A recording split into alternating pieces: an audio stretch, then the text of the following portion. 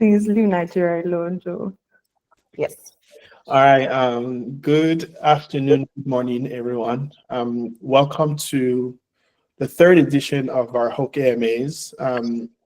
While I should not be the one hosting this, I am now an official collaborator, because I run Borderless. It's an absolute pleasure to have three great founders on this panel, and today we're going to talk about Africa to the world and how Africans are building for a global audience. We have the pleasure to have Richmond from Bamboo, we have Shubu, and we have Folayemi who are joining us today. Instead of me introducing our speakers, I will pass it over to them to talk about like who they are, their company, and like what does building for a global audience means to them. Please, you don't have to give me an elaborate answer because we have a lot to discuss. As part of people who joined or who registered for the event, I think we got like 10 questions for the audience, which is, I think, the most we've received in quite a while. And while we prepared questions for the conversation, we want to make it as easy, make it flow as possible. And then we will field some questions from the ones that were pre-sent to us. And for folks who are on this call and want to ask any question, please leverage the comment section. And yeah, I've already sent questions to Richmond and Shubu. Usually we'll go through our whole case, but we can do that at the end if that's okay. So maybe Shubu, can I start with you? Who are you? Tell us about Beauty Hut, and yeah, over to you. Of course, sorry about my voice. I haven't been feeling well, but nice to meet everyone. My name is Shubu Oyeleye, and I'm the founder and CEO of Beauty Hut Africa. So Beauty Hut is essentially a tech-enabled beauty retail / distribution platform in Africa. I don't know if I'm supposed to answer the question now about how we're building for a global audience, or should I wait? Yes, keep it short because we have a lot to go through as part of the session. So I guess for us, obviously, what we do, or in relation to what we do, what going global would mean to us is just creating an ecosystem that seamlessly integrates African and international brands, beauty and personal care brands, and scaling our operational model in Africa. So obviously, we are serving the African market with our business, but our partnerships are strategically with global beauty and personal care brands. And we obviously ensure that in terms of how we approach our business, we ensure that our tech infrastructure supports e-commerce within the country. I'm based in Nigeria, we're based in Nigeria, and also cross-border e-commerce as well, and curating products that appeal to both to local and diaspora consumers. Thank you, Shubu. Yes, I know you have amazing partnerships globally that you bring to an African audience, which is great. Folayemi, I'm going to pass it over to you, maybe for the same question, please. I am muted. All right. Take two. Hi, everyone. My name is Folayemi. I am the CEO and co-founder of Tix. We're building what we want to be the most trusted platform for events in Africa. Right now, we make it easier than ever for anyone to sell tickets online and reach their right audience. For me, going global really means building a product that can stand confidently next to any global platform, not just from a tech perspective, from user experience, design, everything about how they buy tickets or how they even experience the event. And at Tix, we've always wanted to not be a local champion, even if we were not selling to customers outside of Africa. I always felt that if someone was in the UK and they used a different platform like Dice and they had to move to Nigeria because they were moving back home or starting a business in Nigeria, they shouldn't feel like they have downgraded their experience in terms of what is available in Africa or Nigeria. So that's my little spiel on that. Thank you, Folayemi. Last and obviously not least, Richmond, over to you. Hi everyone, good evening. My name is Richmond, and I am the CEO of Bamboo. And Bamboo, we're concerned with helping Africans build wealth. We want Africans everywhere, whether they live on the continent or they live outside the continent, to be able to live their dreams through investing.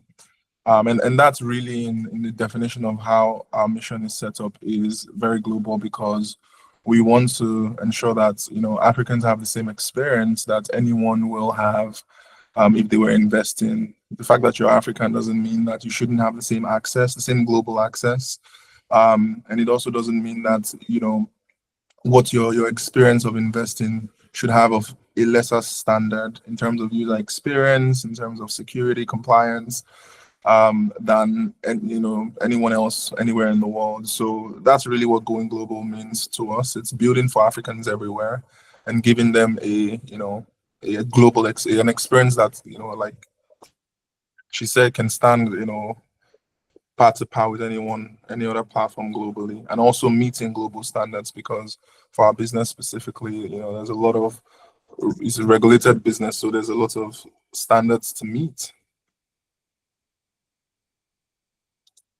Awesome. Thank you. Shubu, I want to come back to you, because while it sounds like Richmond and Folayemi are going out, you're essentially bringing the world to your customers right now in Nigeria. Like, how do you approach this in your business? Like, you and I met, I think we met at in London, 2 years ago, and I was just like, oh my God, who's this person? It's like, and of course you've registered your company in the UK, and you have, like, you're bringing the world to African consumers in the beauty space. How do you approach this? How do you go about it? How easy is it? How hard is it? Because, like, not everybody can have access to the global products that are out there.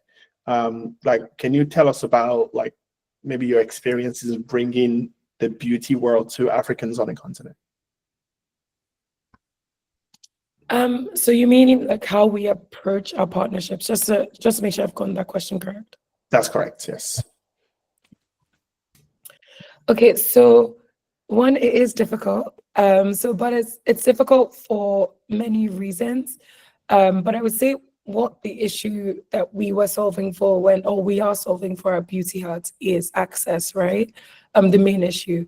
So what we find is that people struggle with getting access to, authentic beauty products, access to brands that are already in demand. And even when they do access them, because we have such an avid reseller market in Africa, and I'm sure the people on the call that live in Africa will probably understand that people just buy and sell a lot. And that's something that happens in our industry, where things that you would get for $5, which would be sold to the equivalent of like maybe $10 or $20 in Africa, which is obviously a place where the disposable income doesn't compare to other continents, and is much lower. And then obviously you have the issue of like the proliferation of counterfeit and substandard beauty products as well. So again, that's what we were solving for. So where we found it difficult, I would say we find it difficult. The first thing is partnerships. You have to, whilst there is demand locally, pitching that demand to international partners is a difficult part of things, because international partners want to be present in Africa, or the international partners that we have, but the problem is the partnerships. Like, how do they trust you as a business to carry their brand to another continent, represent their brand in the right way? So I think that's one thing in terms of like just acquiring those partnerships and building on those partnerships as well.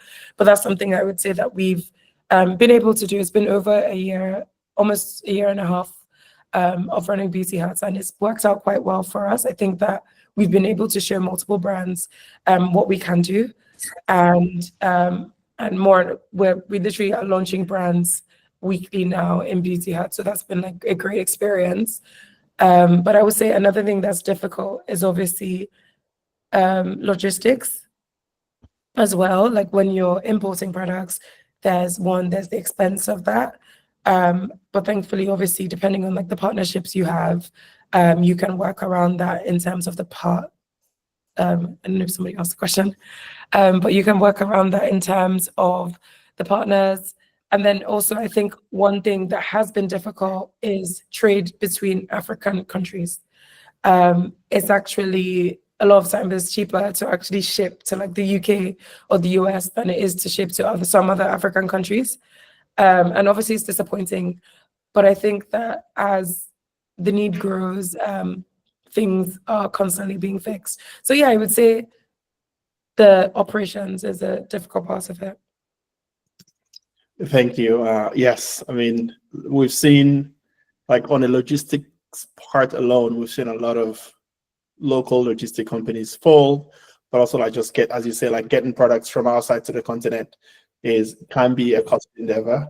Yeah, thank you for shedding light on that.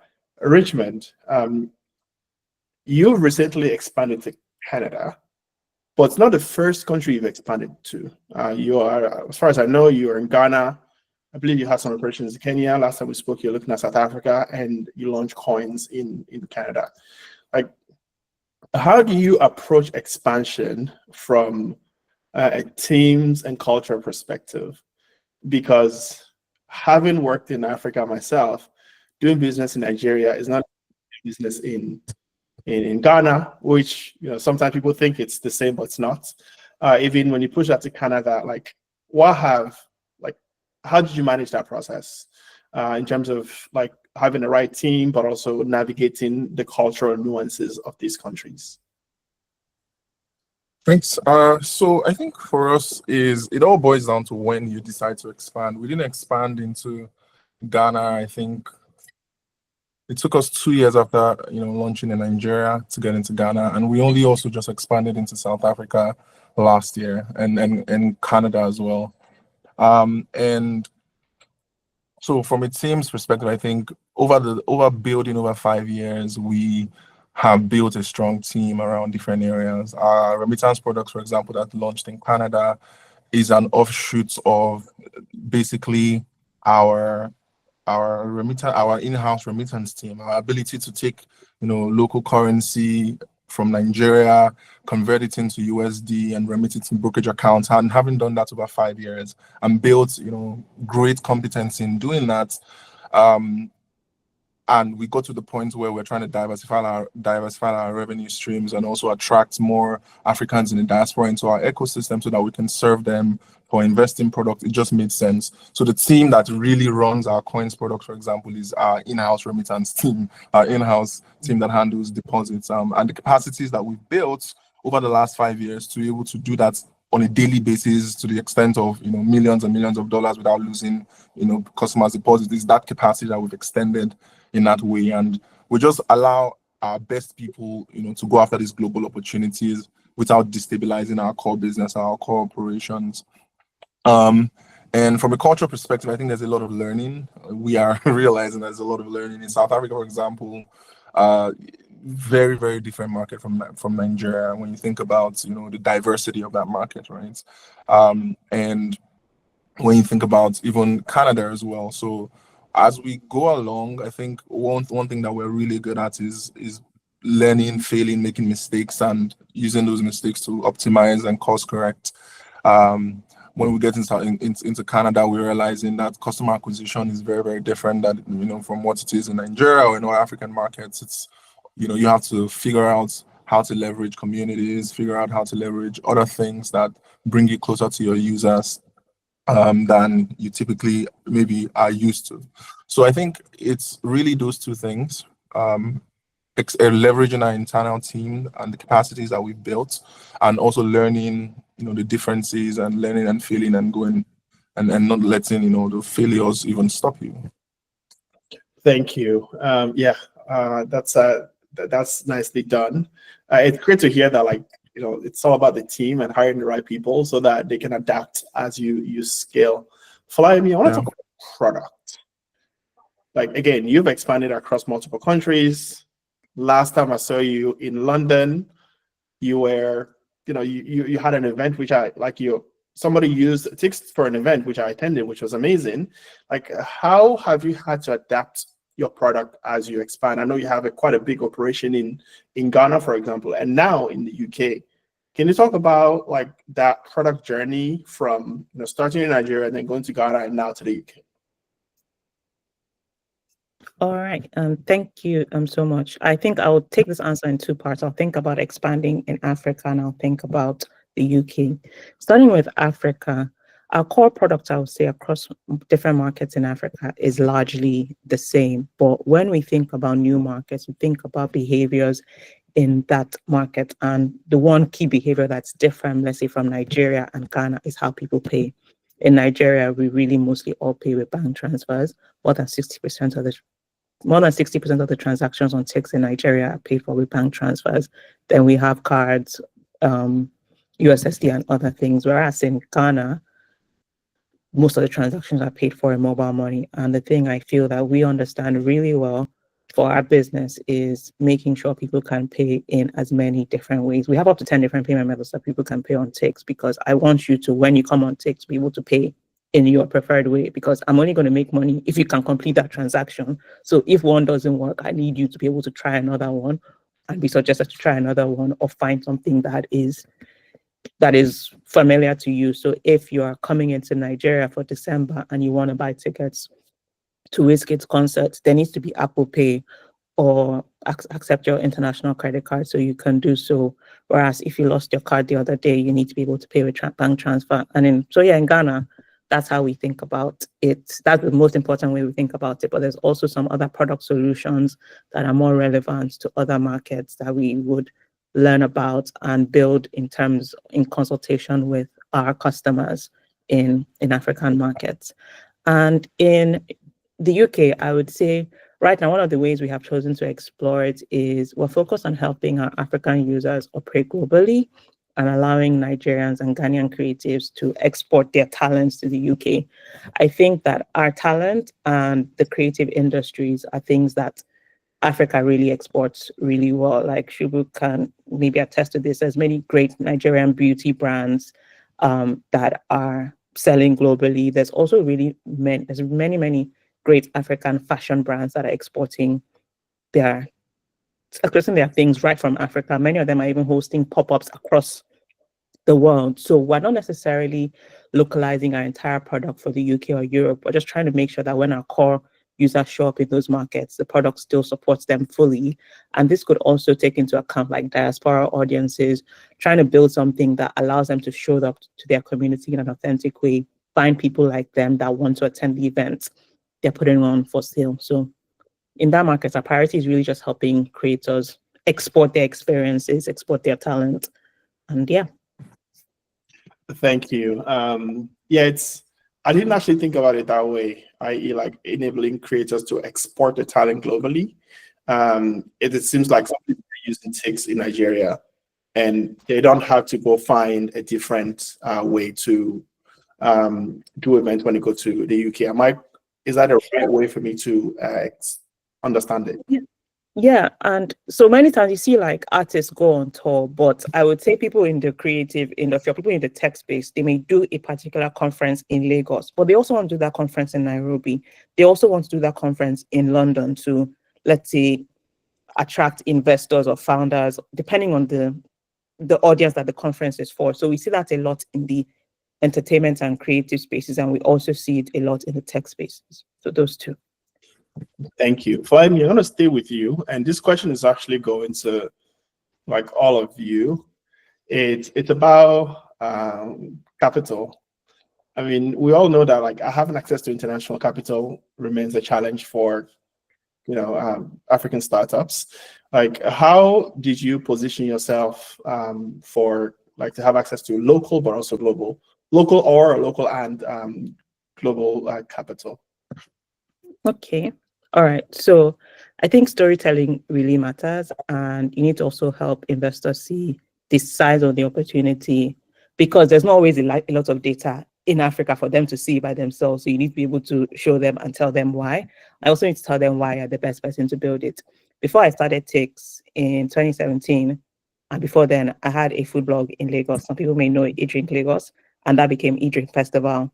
In 2017, I had 15,000 people at my food festival, but I didn't have ticks. So till now, I can't tell you all the 15,000 people that came for that event, but I know they were there because we had a manual way of counting them with like a security guard at the door, but I don't have that data anymore. And the payments at the event were terrible. And so I know I'm the best person to build what I'm building because I know what large event operators, what they struggle with, at least in my market in Nigeria. And I've also tried to stay very close to people that are building large events in Ghana and Kenya, whatever, to understand what exactly is the problem you're having so that when we're building a solution, it meets their needs. And then also being able to back that up with traction in terms of what we have done in Nigeria. We have worked with so many of the leading events in Nigeria, and even A-list artists coming to Nigeria, like John Legend, when he had a show in Nigeria, takes all the tickets. So do the work, back it up, and show up. That's how. Serious question. Did you meet John Legend? Did I meet him? Yes. No, I didn't. I really wanted to even meet his wife. That's who I'm a bigger fan of. Like, I'm a crazy person. Like, I watch her videos, I make her recipes. So like, I didn't. But you know, when you're working, you don't really have the perks of the other side. Don't worry. That's a bit of a bummer. Shubu, I know you, like, I met you at the pitch event, and you've been part of like Techstars. With your business, which is a more of a tech-enabled business, like, has there been challenges in terms of fundraising? How do you fund inventory? Can you tell us a little bit about that? Or even just raising capital in general? Yeah. So I agree with everything Folayemi said. I think the traction is really important. And I think that's what made the difference for us. But if I actually think about my journey, like in hindsight, I wouldn't even say the fundraising, how I would say was difficult in that I think that I think for me, for Beauty Huts, fundraising is already difficult, right? Fundraising as a woman is already a bit more difficult. But fundraising as a woman for a business that serves women is like now triple difficult.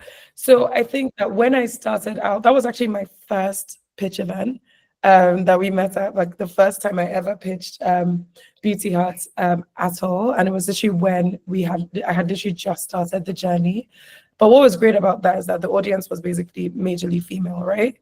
And I went from that to moving back to Nigeria, and 99% of the investors that I spoke to were men, and they just really didn't get it. And that's no fault to them, because obviously, again, this is an industry that serves, this is a business that serves mostly women, female customers. So it was difficult to have those conversations because I felt like what was going on in my investor calls, there was so much drilling on the actual business itself, because of who I was speaking to in terms of investors. When I had calls with women, it was kind of like a no-brainer. It made sense. So I would say that in terms of what I feel like made all the difference for us, it was traction. I think that when you're building a business that people may not necessarily understand the value of off the back, you have to show them.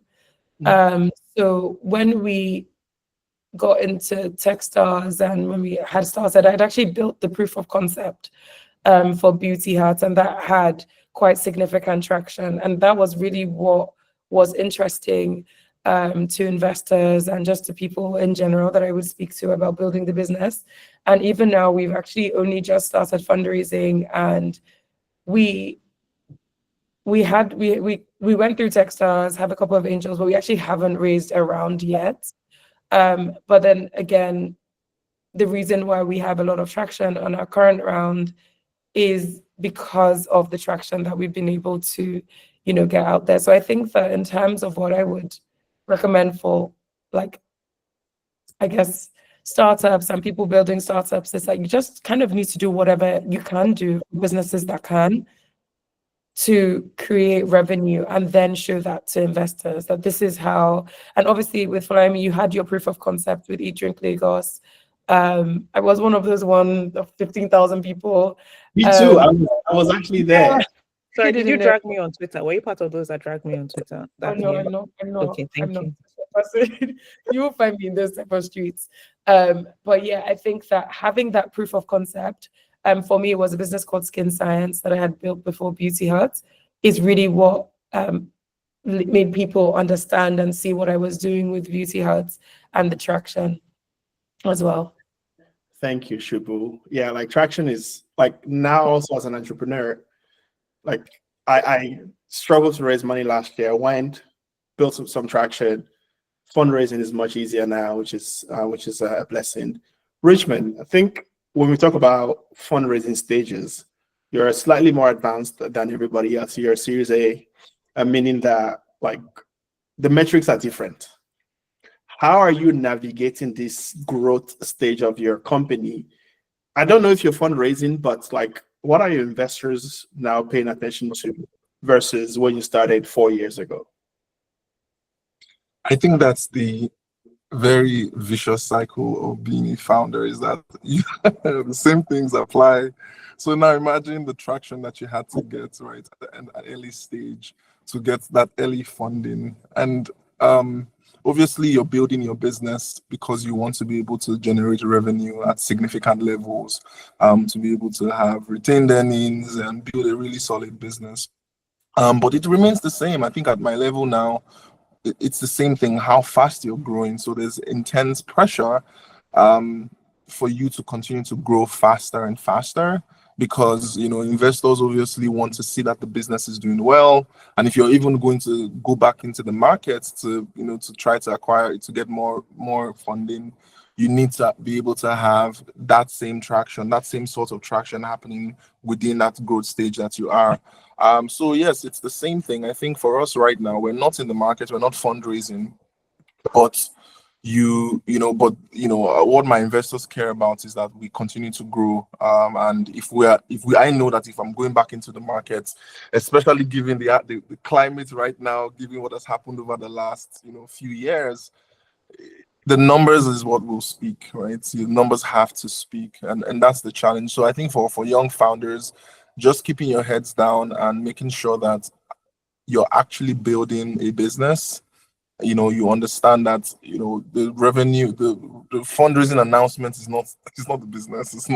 That's not really what matters, right? The funding just helps you get along, and then you have to ensure that growth continues, which is the challenge that we all are facing, really, to be honest. And I think that's the reason for the globalization, seeking ways to grow revenue. And I think that's another driver for the globalization, is that you're raising capital in USD, but for many African businesses, you're earning in local currency.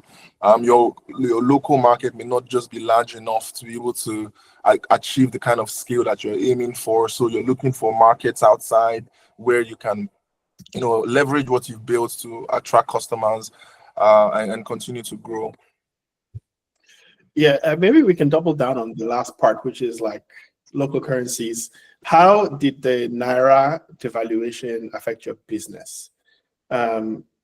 Maybe I know a bit more because I've seen investor reports, but like, how did it affect you? But also, how did you manage that?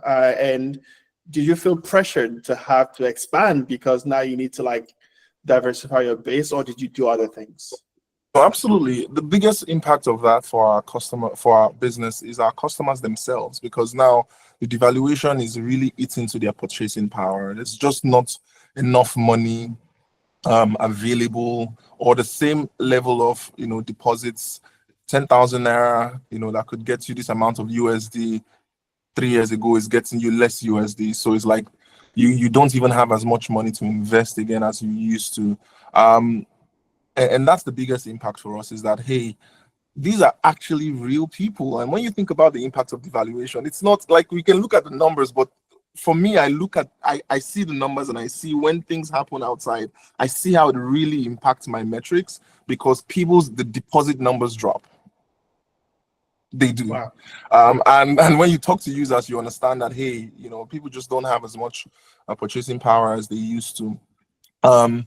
For us, those were many of the things that are driving a lot of our growth, or growth ambitions, trying to ensure that we distribute our business away from Nigeria, right? Because you can just be building in Nigeria and have that single country risk, and every macro movement really hits you and impacts you in some way. So, building our products to be able to now distribute it across the continent. We have APIs that financial institutions can consume. If they want to offer US stocks, we have a license in the US. As a broker dealer, so now we can really now serve banks, serve other asset managers, and really distribute our platform far and wide. It's something that became very important, so that and then launching obviously other markets like Ghana, South Africa, and get out of that single country risk became very, very important. But yes, it did have an impact. Thank you, Richmond. Shubu, I'm going to flip the question, because you are bringing global products to Nigeria, meaning that in some instances, you're buying in foreign currency and having to sell in local currency. How did you manage that entire process, especially when currency is so volatile? Yeah, it is tricky. I think that basically how we've solved for it is that our tech is actually feeding in our product in dollars, and the exchange rate triggers our pricing.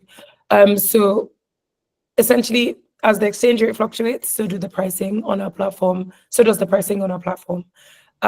that we can minimize FX risk or /loss, which obviously is not ideal, but I think that the Nigerian consumer is used to fluctuating prices, and it's something that they're not necessarily as shocked by if something went up by 100 naira today and went down by 10 naira the next day. It does happen, but that's how we kind of alleviate those losses. But in terms of the consumers, I think just like what Richmond said, it's really about the disposable income that's left with the consumers. And in all honesty, where I think that what I thought would be a massive problem for us, it wasn't as big as a problem for us as a business, because one, the beauty industry in Africa is very interesting in that beauty products are almost seen as a necessity, right? So people that are earning even down to 50,000 naira will still buy their cream. It's a very interesting structure in that we didn't see any, when there were massive spikes, we haven't seen any reduction in the number of orders or revenue. But what I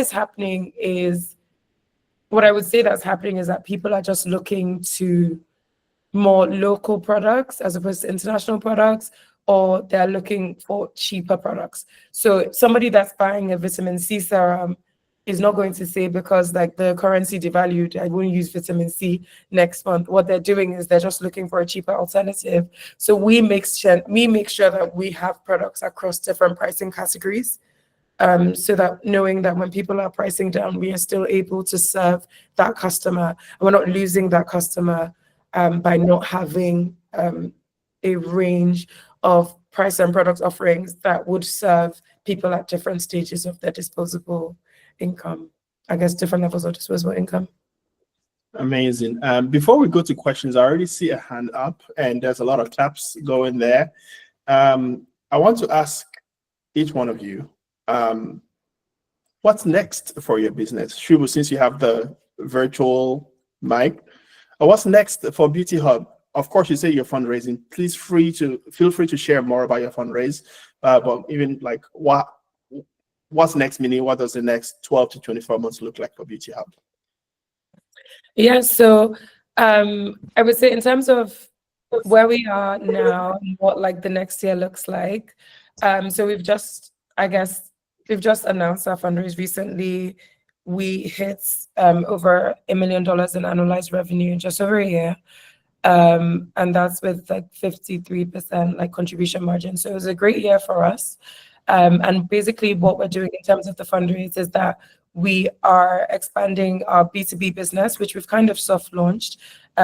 We've primarily been B2C, but what we're going into now is focusing on how we serve businesses as well with our partnerships, where we own the distribution for a lot of our brands, or we have exclusivity with a lot of our brands. How do we extend that within Nigeria and also to other African countries?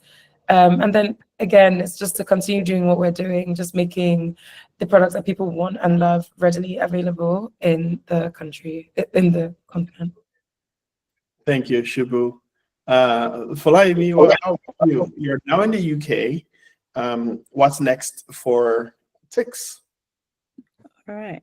So what's next for us in terms of product expansion? There's so many things that we want to build to help event creators that are using our platform do things in more interesting ways. So our roadmap is long, is very, very long. And one of the things I think I could talk about is reselling. So there's an event on TIX. I think the tickets are sold for 10,000 normally, but last month or a few months ago, 2 months ago, the tickets were reselling for 100,000 naira because people really wanted to go to that event. So we want to make it easier and safer for people to resell. So instead of people just taking a screenshot of the ticket and sending it to people, because people do get defrauded. I sometimes randomly at the front gates of an event and someone will bring a ticket and I'm like, dude, this ticket was checked in 30 minutes ago by this person beside me. So we want to make it easier and safer for people to resell within TIX. So you can't just take the screenshot and forward it to someone else. And then in terms of geographical expansion, we want to support more currencies across Africa so that people who are doing the same event in Nairobi and Lagos or Rwanda and Lagos or Accra and Lagos, well, we already support Accra and Lagos, so that you can be able to process those currencies as well. And yeah, we also want to support more African diaspora events in the UK. Where you'll be sure to find me at the TIX event next in London. Richmond, last but not least, what's next for you? I know Coins is live in Canada. Like, which regions are you looking at expanding to? And yeah, tell us more. Yes, so we are focused on expanding, acquiring more diaspora users, ensuring that more people can use coins, but not just use coins for remittance, but also connect the investing components to it really, because we want Africans to be able to invest back home. And we've done a great job helping Africans from Nigeria, from Ghana, South Africa, invest in the US stock market and invest globally. But there's, a move that we're making to also do the reverse. We've connected like the Nigerian Stock Exchange, we have Nigerian Treasury bills, we have, very high, savings. And then we have fixed deposits that offers up to 8% on an annual basis when you lock money. And this is something that is very interesting to diasporas, Africans out there. So if you're an African really living outside Africa, Bamboo is probably your best option for investing and returning your money. So we want to make sure that we're able to get that message out there and also expand our business, expand it across the different markets that we are in. Nigeria, there's still much growth to happen. In South Africa that we just launched in, that's also an exciting market for us. And Ghana as well, we want to continue to expand in Ghana. So there's a lot of, consolidation work that's happening with us right now. And interestingly, we also have a side of our business that's looking very interesting, which is like institutions trying to use our infrastructure to offer US stocks access, for example, for their customers. And that's something that this year as well is very important for us. So this year, really, what's next is going to chase growth, like we talked about. Yeah. I love it. Thank you. Well, it's great to see that all of you here are borderless businesses. And that's the reason why I'm hosting it, because we want to speak to as many borderless businesses as possible. Thank you all for joining this session. Thank you for your output. Thank you for your feedback. Now, we have folks on the call, and I see Chris has his hand up for a question. Chris, over to you.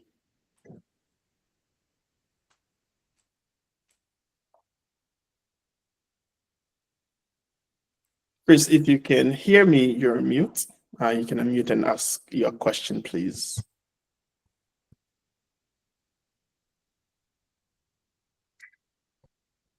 Well, we can't hear Chris, but Stefan also had his hand up, and then I'll go to Damani's question in the chat. Stefan, over to you. Thank you. I hope you can hear me. I'm in public transport. So we invest at a later stage And my question was really about, how each and every founder looks at, building defensibility in markets where they expand.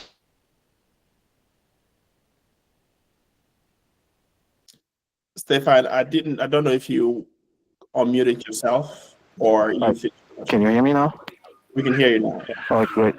So to be very, very brief, I'm sorry, I'm in public transport. How do the individual founders consider within their growth the market expansion, but more from a non-organic perspective, right? So acquisitions and things like this.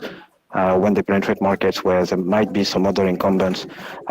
Specifically for TICs, we know of a company called Hustle Sasa that also provides ticketing and things like this, right? So how do you build defensibility, and how do you look at potential acquisitions, and do you feel like there's an M&A market that will support that? All right, thanks. So I will first answer the bit on how I believe we build defensibility. So for us at TICs, I always want to be able to answer like what exactly is the problem, or what do I see among all my users that is their top priority, and making sure my product addresses that top priority for them. And then in terms of expansion, that is a very, very good point.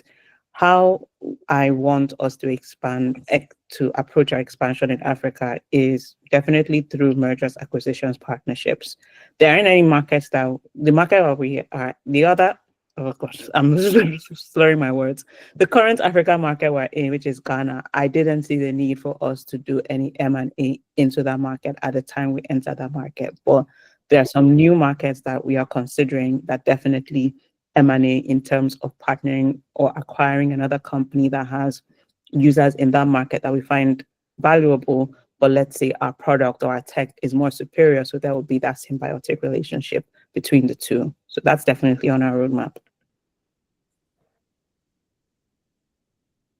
Anybody else had other inputs? I would say for us at Bamboo, building defensibility is really obsessing about over the user. I think when we think about why we have been able to win by being very user obsessed. We're obsessed about the journey that they go through for investing.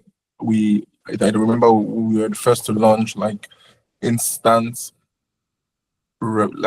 deposits for a brokerage account from Nigeria, where you can instantly deposit into a brokerage account in the US, in Nigeria. And that's just really obsessing over the fact that our customers need to start trading now. When the market's open, if they make a deposit now, they need to be able to trade now. It's the US stock market. So we have to figure out how to do it. And so it's just that customer obsession. And when you obsess over what their needs are really, there's a sense of loyalty that they have to you. And also when they give feedback, we want to obsess about taking that feedback and workshopping and make sure that in the next iteration of the product, we're launching new things that keep, the customers delighted. And in terms of potential acquisitions, we have considered a few acquisitions, but haven't really done any. I think for us, we are building to be acquired. So very honestly, if you are looking for Bamboo, we're open to have these conversations. But I think that's really what we think about. We think about, like, as a business, as an African business, what do you want to, as you continue to build and grow and expand into other markets, how do you even get closer to your exit options and questions that you want to have? How do you partner in ways that allow that to be possible? But yeah, just Thank you, Richmond. Would you have any inputs, or should I move on to the next one? Yeah, I can make it short. Obviously, like, I think when you're in a business like mine, that can be easily replicated. I think how we build, or how we are building defensibility, is things like exclusives, localized expertise in different markets, and also community-led growth. And then you think about our retail and our tech infrastructure, our multi-channel distribution strategies. So we're B2C, we're B2B, we're online, we're physical as well. Supply chain optimization. And then obviously, like, I guess the end of that would be brand equity and storytelling. Because consumers don't always just buy products; they also buy into the story, they buy into the experience, and that's something that we're very, very much, I would say, what's the word? We're intentional about MPTR. Thank you, Chris. It looks like you're back. I'll give you the mic, and then we'll take Damini's question. We'll go to Jimmy, and we'll try to wrap everything under 10 minutes. Over to you, Chris. No, Chris, we still can't hear you.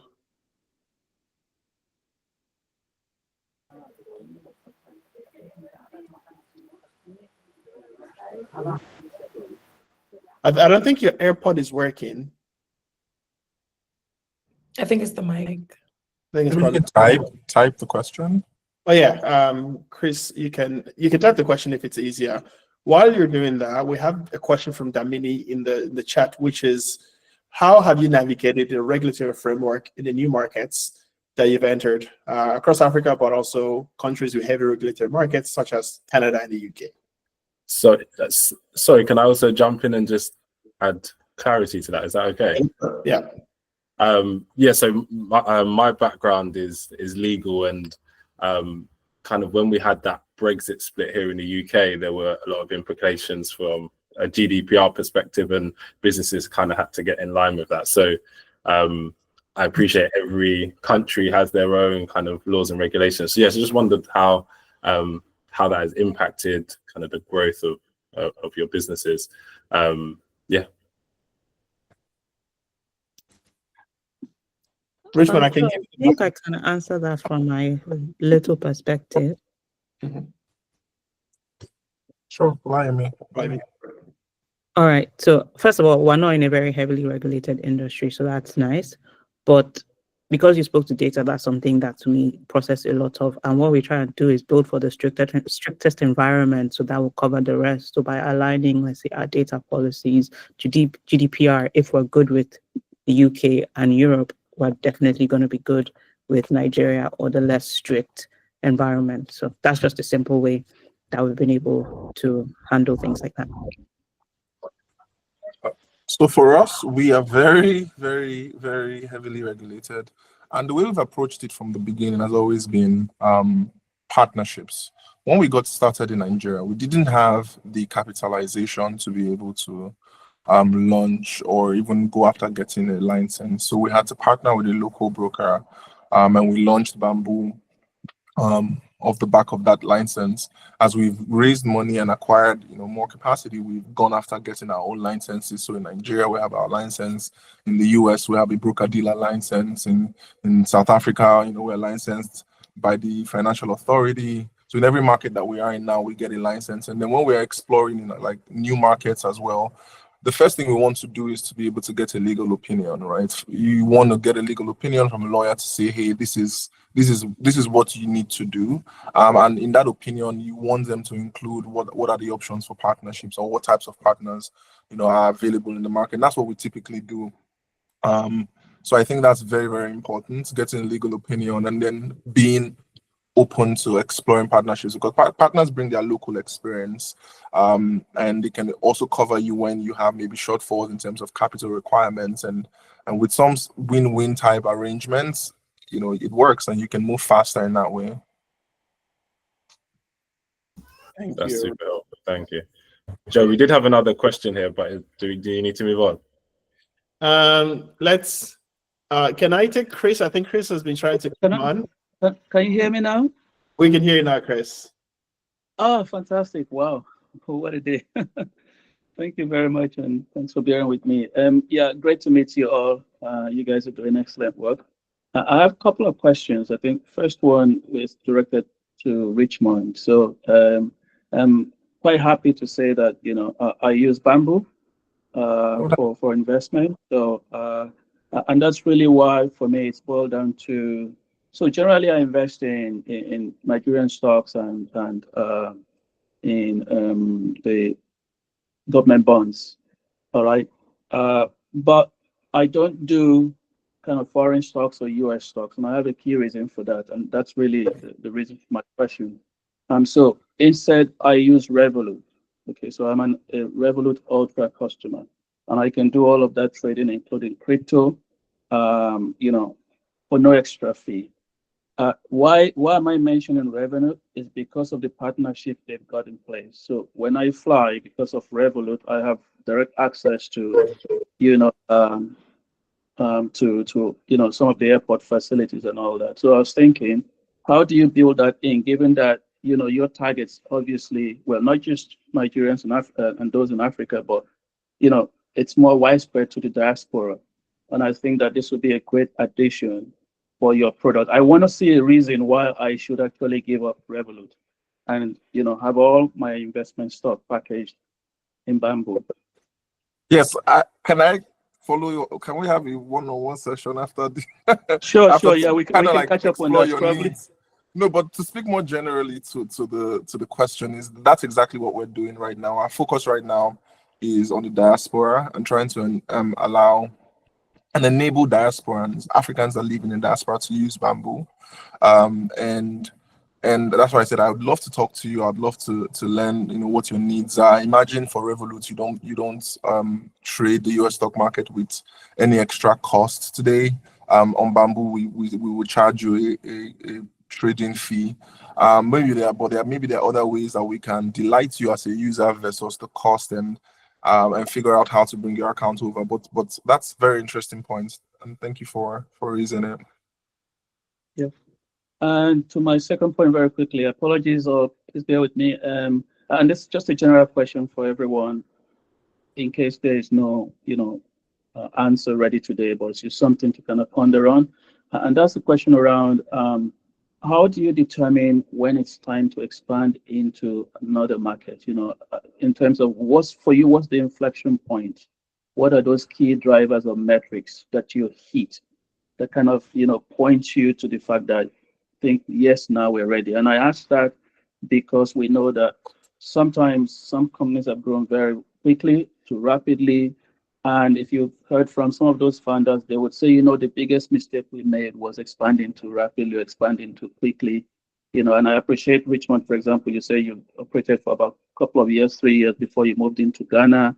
But the question is, for startups that are coming up, and for us investors who are looking to also invest in startups that want to expand, I think it's a key question for us to ask and be able to nail that down, confidently and say, yes, I think we are right. We are ready to go into another market rather than just, taking the leap because it seems to be the hype or the trend.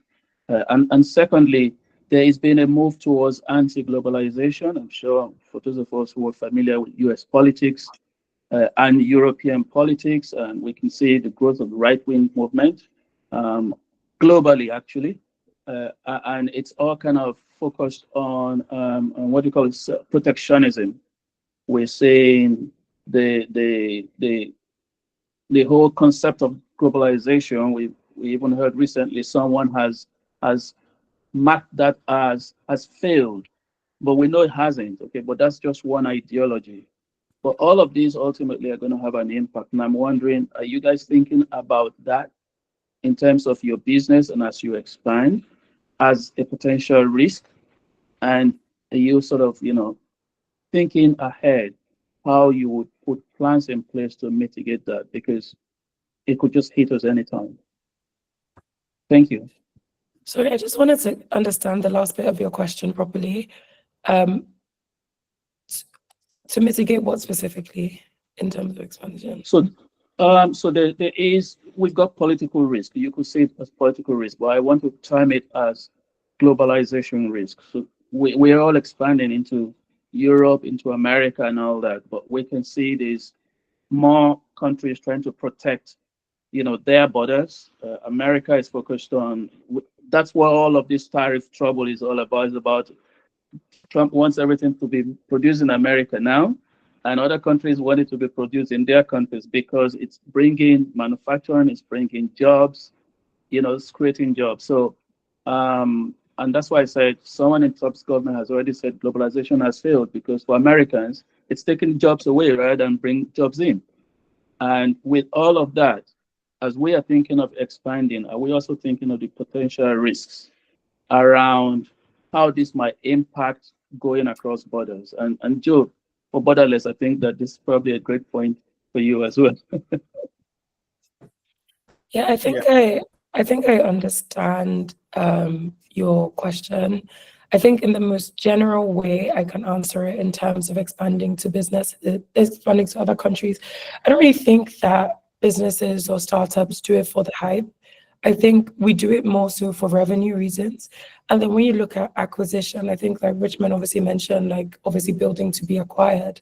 The people that do acquire businesses want to see that they can acquire, want to see more value for the acquisition. And sometimes that value for them means being able to take over, let's say, the West African market by acquiring your business, or the East African market, or whatever it is. But I think more so, I think the reason why people feel pushed to expand quicker is more so for revenue reasons and just to seem more attractive to investors, because it does increase your attractiveness to investors when you are playing in different markets, because it does increase your value offering. But in terms of, I would say, what people would consider before expanding, I think, so first of all, you obviously must have, looking at the demand for your product, whatever the product is, in those countries, and also the consumer readiness. And then also, I would say, in terms of expansion, it costs money. That's the reality of it, right? So when exploring reasons or why or where to expand to, I think you have to look at it in terms of cost. Like, where is it easier or cheaper to expand to, and where do we have a similar customer base? Where is the regulatory and logistics feasibility, and where is there white space for your product to actually be important?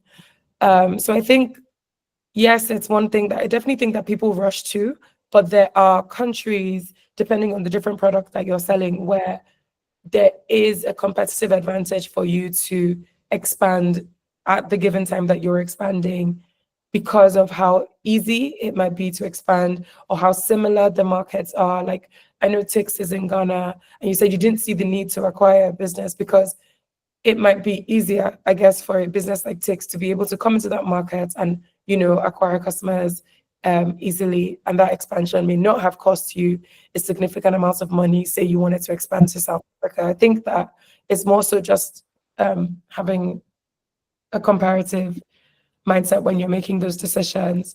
And then, because timing is everything as well.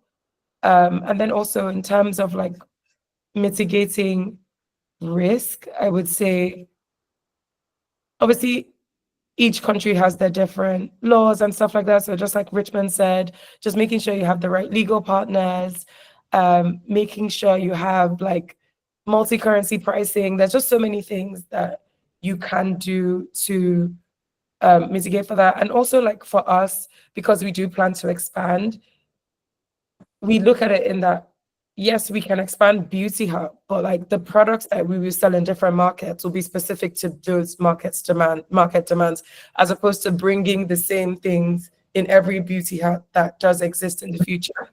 So I'd say that would be my top line answer. Thank you, folks. I'm very conscious that we're past 5 p.m. And these folks are super, super busy there. And I don't know, Richmond, can we maybe take one more question and then wrap it up? Is that okay with everyone? Because I don't want to assume that you have all the time in the world, because I know you don't. Thank you. Now, between Dolakbo and Jimmy, I don't know which one of you raised their hands first. Is it Jimmy, right? Yeah. Hi, how are you? Thanks. Amazing conversation, guys. My name is Jimmy. I'm based in Johannesburg, co-founder of Mood Swing. Mood Swing is letting producers and musicians turn their money into cash. I mean, their music, into cash by integrating into real-time conversation. So businesses and individuals are able to add the background music to their conversations based on their mood using AI, voice detection. And a question that investors, because we're fundraising at the moment, that I often get is, what market are you focused on and where are your users based? So this question, to be honest, is sometimes a bit upsetting, not because it's a bad question, but because often it comes with the rigid assumption that success must start in one market in one place and only expand from there. And conventional wisdom, says that startups should pick a single territory and dominate it, and that approach, of course, can work sometimes. But I wanted to ask you, if you think that it's the right one for every business. I mean, we've in the last 4 weeks, we're in 115 countries now with 20,000 users.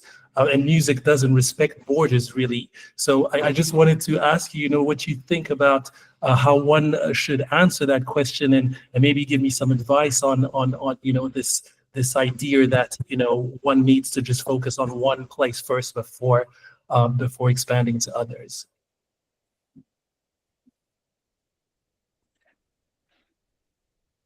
I don't have an answer, so. I think your numbers already answered the question. You have how many from different 20,000 users from this many countries? That is the answer. I think. I don't think and I think there are companies that you have to build one market first and then from there expand. Like we're talking about going global, but there are companies like the discussion around building global first. You're already an African building for the whole world. And I think to the extent of the numbers and the traction that you have that demonstrates that, you can show that to investors and explain that we have a product that works for everyone. Listens to music, everyone loves music, and everyone has conversations. And to the extent that you have a pricing that works, and people are willing to pay for it from different geographies, and you have the infrastructure to collect money from people all over the world, then maybe you're building a business for the world. Amazing, thank you. I think we can maybe take Dolakwa's question and wrap it up. I know Damini, you've already asked a question. I don't know you still have your hand up, but Dolakwa, a quick one, and then we can wrap it up. Hi everyone. So my question is very straightforward. I think it's for Subuola. So from what you're seeing from your data at the moment, do you see a strong future for African skincare brands over the foreign ones? Because we seem to have a lot of the natural resources required, and I know a lot of young people having their little skincare brand on IG. So what's your future projections for that? And I guess, sorry, my question for Richmond as well is, with artificial intelligence coming to kind of disrupt the investment landscape, do you guys have any product strategy in terms of incorporating AI maybe to help people trade better or make money, or even yourself as a founder? Because basically it's buying and selling at the right time. Is this something you've considered? Sure, I can go first. Yes, we have considered it, and we have something that we're working on in R&D for this. I think we have a model that we're trying to feed Bamboo data to be able to answer questions and give you at least first level type customer support. And then we're trying to figure out what other applications and how far can we really go with it, where we don't begin to have a lot of questions from the AI regulators. But yeah, we have considered it, and we have something in R&D for that. Awesome. And I guess the other half of your question, yes, I do see a very, very, very bright future for local brands in Africa. However, I think that, and I'm somebody that really loves beauty, I really love beauty products.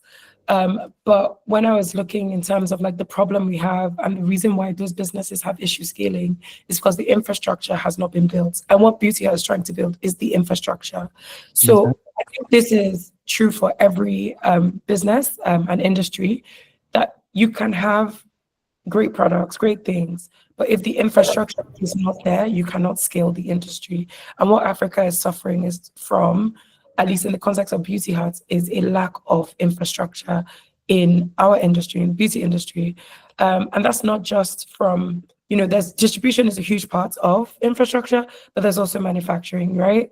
So yes, we obviously have these things in place and people are manufacturing products in Africa, but like even just the manufacturing tools meeting global standards, there's so many funnels that comes with that. And I think, but anyway, as you said, local products are really and truly growing. I think that where they're struggling with is infrastructure And that's the issue with scale, and also access to capital, if we're being honest, right? The kind of money that goes through CPD in the US, in the UK, is not the kind of money that goes through consumer products in Africa. And I think, especially to do, again, with the beauty and personal care industry. So I think that's why we haven't seen that much scale. But even with that, right, the African shopper, and one thing that we've learned at Beauty Hub, because we have like a cross category offering of both like local and international products, is that African consumers actually like African products. Okay.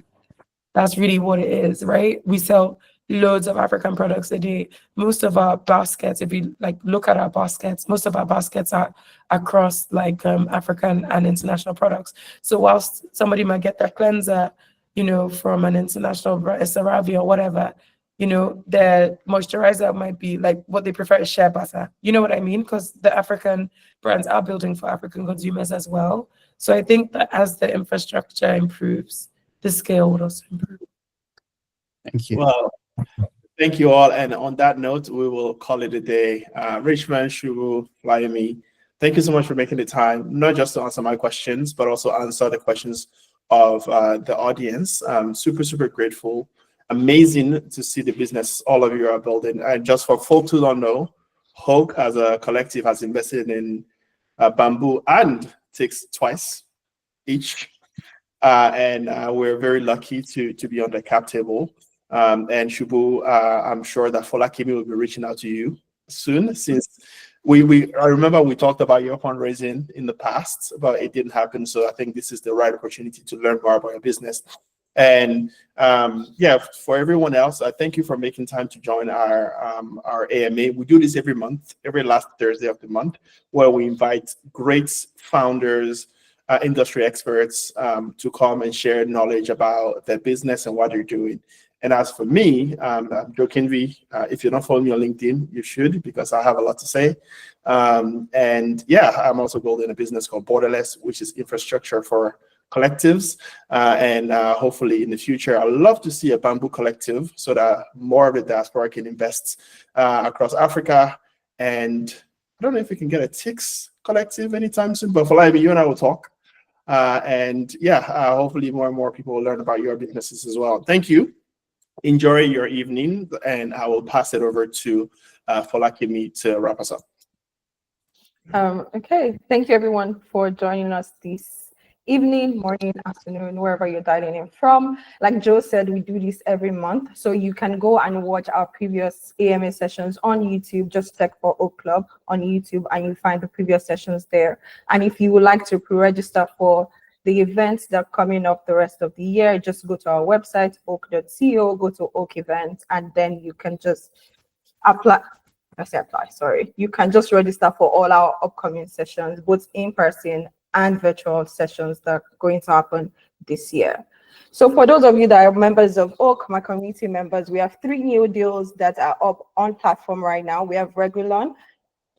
Regulon is a deal coming out of Ghana. We have Octo from Egypt, and we have Tembo Plus in Tanzania.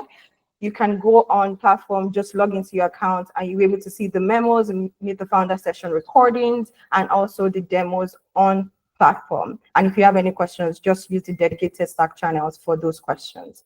Next slide, please.